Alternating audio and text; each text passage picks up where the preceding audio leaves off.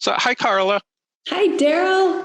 Hi. So, can you tell our audience what it is you do and where you do it? Sure. So I deal with a side of cancer that people don't often talk about, yet it has a direct effect on their ability to access care, adhere to treatment, and take care of their families. And that is the financial side of cancer. We understand that when someone is diagnosed with cancer, they miss work or they lose jobs. There's all of these out of pocket expenses that nobody plans for. And then there's the actual cost of care. So, for a majority of cancer patients, that has a direct effect on their ability to access care and adhere to treatment and on their overall mental health and well-being. So Family Reach offers financial wraparound services for cancer patients. So, let's get into the problem you're trying to solve. I mean, I think everybody, whether it's cancer or cardiac or toenail fungus or something, you got something that you got to pay for. What is like the real big message around you got to pay for something? Yeah, it's this concept of a medical emergency, as you say, not just cancer. Medical emergency causes a financial crisis. And cancer, you're particularly vulnerable because it is such a long period of time. So it's this imbalance. We're all doing the best we can.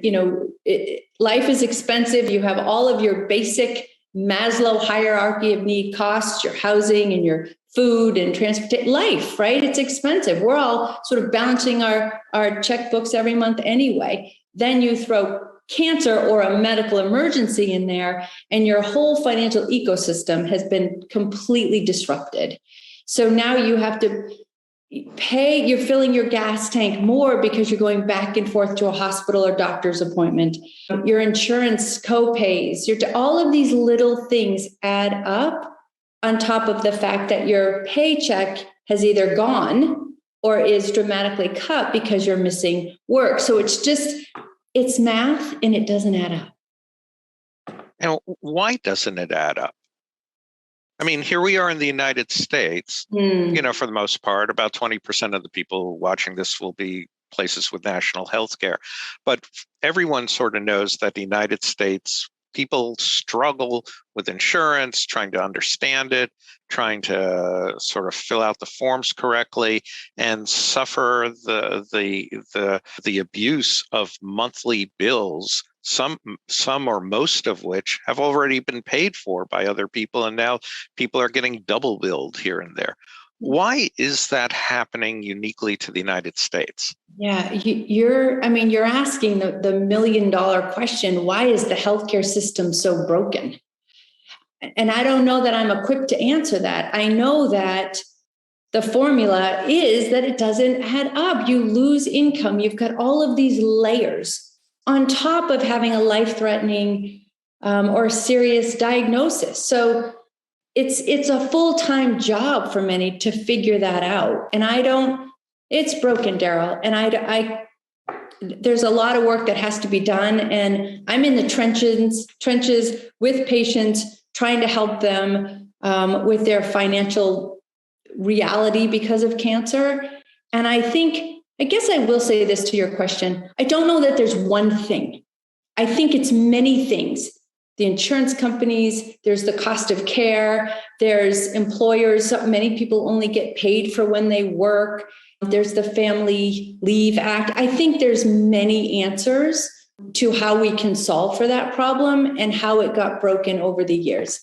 I want to say one more thing. I was at a conference and there was an oncologist that was speaking. He was in his 80s and he said, I have been doing this for a long time. And it used to be me in my office with my assistant, my secretary. Now I have 10 employees because I need 3 people to navigate insurance. I need somebody to enter the my chart. I need somebody to do, so he said, now I need to employ 9 more people than I had 20 years ago just to navigate all the systems. That's broken. Yeah. So we're going to do our best not to leave people angry and depressed at the end of this 20 or 30 minutes. But I do want us to talk about like the top level things that people just don't think about or anticipate, and innocently and appropriately, because they're focused on trying to live longer, as a consequence of hearing of their diagnosis. So aside from medications, aside from the cost of paying doctor bills, what are like the top 1, 2, 3, 4, or 5 items or categories of things that'll now cost more or be problematic as a consequence of a cancer diagnosis? So I don't step in and pay medical bills. What I do is help with those basic. Housing is the number one bill that I pay. And what we're seeing from a lot of patients, to answer your question, they need to go somewhere for treatment, or there is a trial, or you see all these commercials for St. Jude's, all the wonderful things that's happening in the hospital. So if you have to go somewhere for your treatment or go to a trial, those bills at home still need to be paid. So now you're covering two costs. You might be staying in a hotel or an Airbnb, or where are you staying to access your treatment? And how are your bills at home? And how is your family still being taken care of? So those basic bills for many cancer patients get duplicated because you have to be in two places, or you have to cover two different costs. So that's the number one that's the housing is the number one non-medical threat for cancer patients, and it's the biggest non-medical cost. So that would be the first one. And the other one is transportation. You're used to, going to the grocery store, going to work, you have your transportation. Now you're traveling to doctor's visits, you're traveling. So all of a sudden, if you were paying, you were filling your gas tank once every 2 weeks, you're now filling it once a week or more. So it's not the obvious answer. It's your basic bills just doubled. Right. But aren't there also things that are additive as a consequence of the diagnosis? For example, you have to find new ways to be happy. You have to find new ways, perhaps consider new kinds of foods to eat. Many doctors will say, we'll ask, hopefully we'll ask their patients what are you eating. And if they say hamburgers and hot dogs, they'll say, well, switch to a Mediterranean diet, or, I'm eating tomatoes out of a dumpster. They say, go to Whole Foods, which jumps the price dramatically. Right. That you use the word threat is actually a wonderful, sort of beautiful construct, because it elevates the issue to where it is. It's a threat. Just as cancer threatens you with the idea of metastases and pain and misery, and ultimately the loss of life and the tears of those who care for you, it also elevates financial concerns to a threat level. And the financial concerns, money is a global idea. You pay with a card or cash or whatever. But the categories of what those monies represent is really where the threat is most crystallized and tangible. If I can't be happy because I can't pay for whatever brings me happiness, if I can't eat because, the foods that might extend my life, if I can't take care of the folks in my life, et cetera. So talk more about, this is where your attention is. Right. Tell us more around that. The choices that we see families making every day. I had a single father of 3, 2 kids in high school, 1 in college, who had exhausted his life savings. 42% of cancer patients deplete their life savings in the first 2 years. And that's what he did. And he started eyeing he told me, he said, I started eyeing my kid's college fund. And that's when I knew I needed to opt out of treatment. I couldn't do this anymore. So they're making these choices. That was a dramatic example of a choice somebody made. This person was thinking, do I bankrupt my family and leave my 3 kids with nothing but debt? Or do I not continue treatment and not be here? And that's what he chose. But we're seeing families choose, do I fill my gas tank or do I go to the grocery store? What do I do? So these are choices that they're making every day, and that has a dramatic effect on your overall happiness and your ability to show up for yourself and for your family, because you're burdened with these unthinkable choices. Yeah. Go ahead. And they're not, I mean, you express it well in the sense like they're unthinkable. And I would suggest it's not as rare as you at your end are seeing. You know, in your organization, you're seeing people who have found you and who, you know, are choosing to take action. You know, at our support group network end, we see the folks who choose not to find you, who are just saying, you know, drop me in a hospice and hope for the best. You know, it's extraordinary the pain that paying for things causes. Aside from housing and food insecurity and transportation, what else do you see? Utilities. So here we are, you know, in the Northeast. So winters are cold and families can't afford heat. Food, I think you said food is a big one. Heat, transportation. Then there's things like childcare. You know, if a parent needs to get to treatment and they have a couple of children, now they also have to pay for childcare. So there's a lot of everyday expenses that, as you said in the beginning of this, you don't think about because you have been diagnosed with cancer. And that is all consuming. And you're learning a whole new language and you have a whole new schedule and you're feeling different and learning and thinking different. But life keeps going. The mailbox is still full of those bills that continue to come in. It doesn't stop. Although you feel like your life has taken a U-turn, those everyday weights and responsibilities continue to come in. And so that's what Family Reach is hoping that we can alleviate. And I think that story that you just told about some people choose to find us and some people don't, that is what I'm really interested in, is how do we let every single cancer patient know that there are resources? And what I need to do is let people know that you did nothing wrong. You know, we all gather often and we have dedicated our lives to showing up for cancer patients. For many of us, this is deeply personal and for one reason or another. So we are devoting our lives to come in and work together to show up for the cancer community outside of their medical care. So how do we let the cancer community know that we're here? And a big goal for me is to know you're not asking for help, because that you have to be a little vulnerable for, or you feel like you did something wrong. I need help. No, the system is broken and you got the cancer card, as did I. I get it. Nothing we did wrong, but here we sit in a broken system.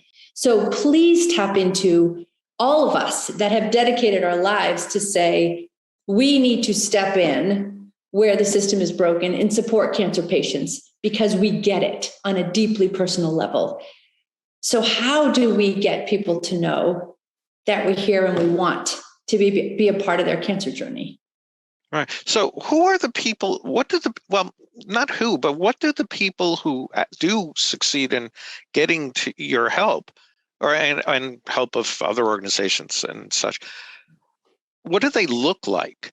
I mean, are they old, young, white, predominantly black, or people of any other color or gender or a sexual minority or sexual majority? Who are these people that get to you? And then we'll talk about who doesn't. Yeah. Who doesn't, yeah. I love that question. And because Family Reach started out just as an emergency relief grant organization, so we've been here for 25 years, and we literally we were founded by two families in New Jersey who lost their child to cancer.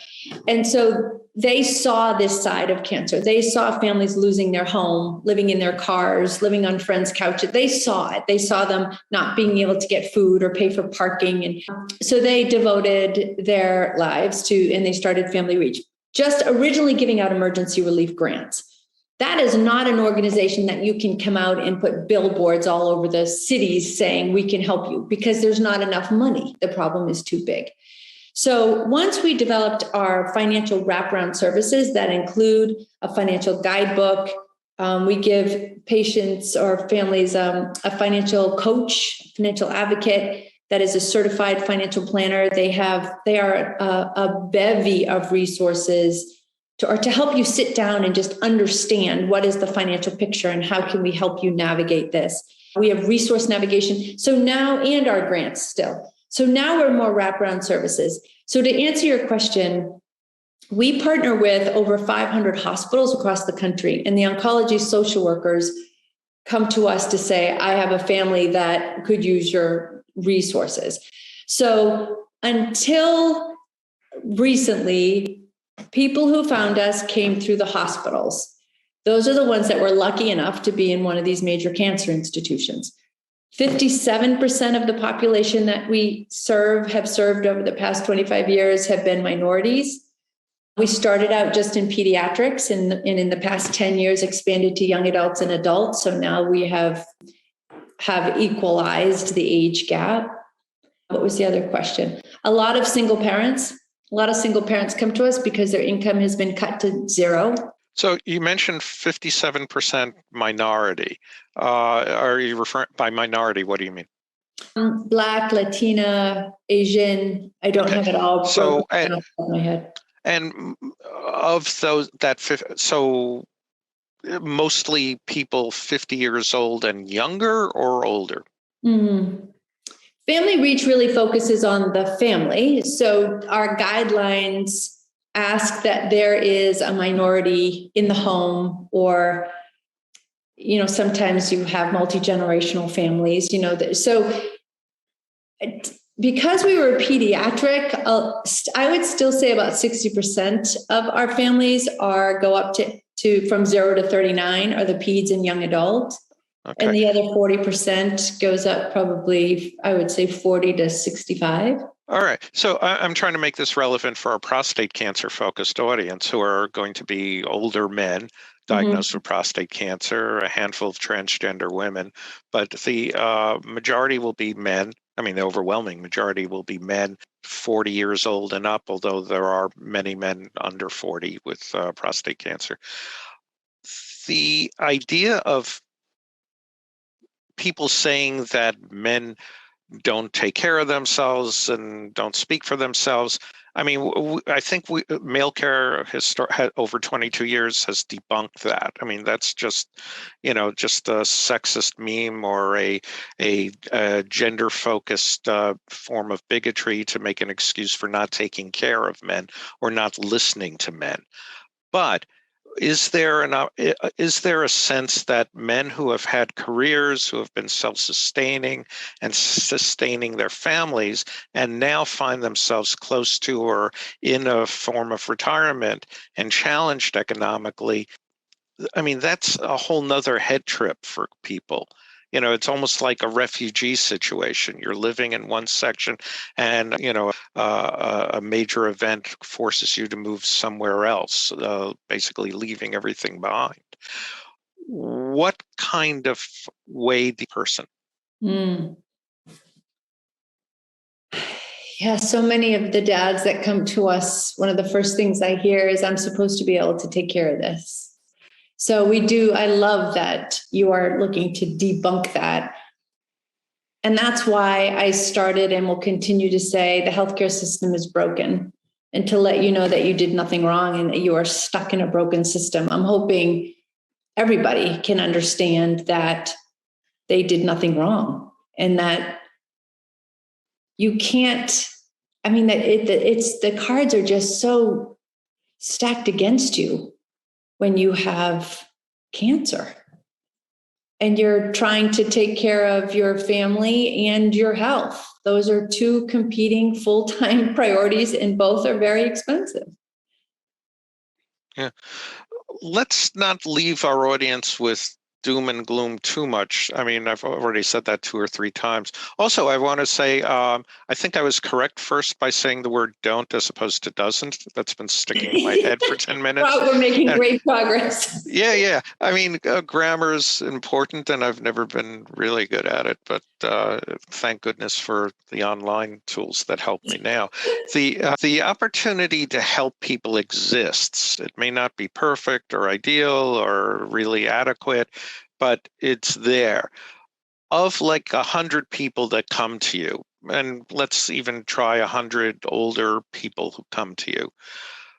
I mean, can you rescue them? Or is it entirely hopeless for everybody to a large degree?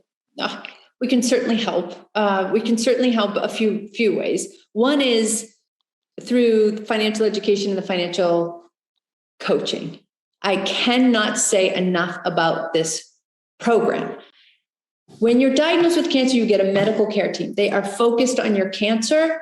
You have professionals working on your health, on your cancer.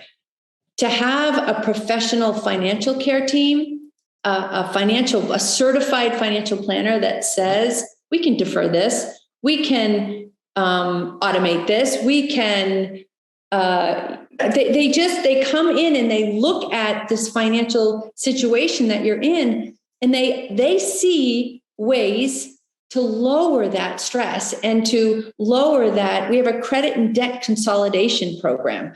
So like a mechanic, I mean, let them come in, pop open the hood of your car, and let them just come in and move some things around. You're going to sleep better. You are going to know, okay, I have a financial plan too. The doctors are going to take care of my cancer. And you know what? You might not think you need financial help now. You might not need it for 6 months. We're still here. This offer does not expire. It doesn't. When you hear this, remember our name, remember who we are, remember the words that you did nothing wrong, that we see you and that we want to be a part of your cancer journey. And reach out. And you might even reach out to say, can you just tell me how the program works? I don't need you now, but I want to know when I do what's available. You might know somebody that has cancer, and because people don't talk about their finances, you might want to ask them, how are you doing about your finances? Because I know of Family Reach. Or you might just say, check out Family Reach. I know they offer some really cool things outside of healthcare. Talk about it. Talk about it with the confidence that you did nothing wrong, and that 73% of cancer patients hit some sort of financial crisis in their journey. So if you're dealing with this or you're concerned about it, you're not in the minority, you're actually in the majority.